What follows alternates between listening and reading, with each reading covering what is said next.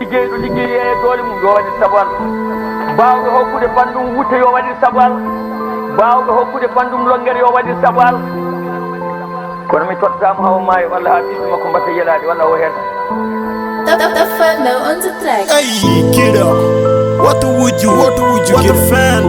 What the war? What the left? What banande? What fanande? Sababu ni chewdi aduna. What would you banande? Ender kenale. What the war kan gananda sa waji dum nimso wodana ma janga. Sababu ni chewdi aduna. Parfois dañu nelaw. Li faté Allah aduna le pay say shit. Njanya berde mere ngoni gotu. Kala ko ya boko do wopate. Sa ala min ganda holi an. So tawi won ko jogida so be njimo hebe njabo. Comme duti jidi jibe so be do jogem baba ala. Be jetta bide be pawto. Sahari mbiyo ko o somi. Topone foko don somi. Doko yomi dan yon dan dum wori ki wurate. Jewdi dunya fosi en jarama warde hore. Sa ala fitig ya pore. Senegal jaay jangal nama ñaka fi mom ñaka juddu sax moko gon am sa soxla doko faj tek ci ñu lay ré yalla naxur ken war suktu fen du en xol ken fuko boram je tuddu rek falay juddu war risku hadan yalan dima tinaren dima wuma e jawdi aruna wata saydane funtuma jayma rutto jayma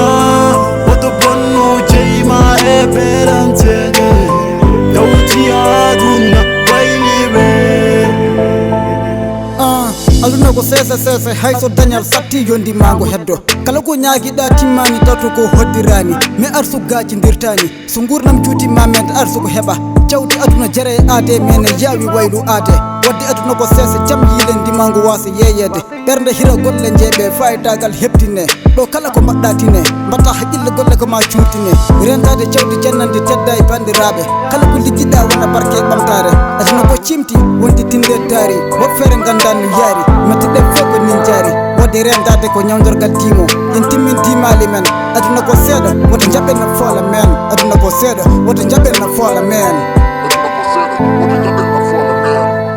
dima tinnaren dima wuma e jawdi aduna wata saydane funtuma jayma rutto jayma woto bonno jayma e beranteje jawdi aduna wayliɓe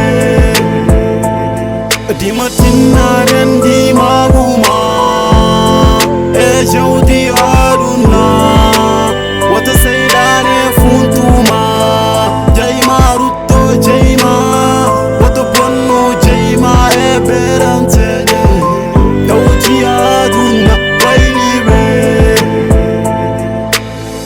ko jogi ɗon ko fof ko gasata ko Allah jogui ko gasata atinata mata tan ha galayel ɓi cuurel mbatta ɗon tenkude Hot family Jollof.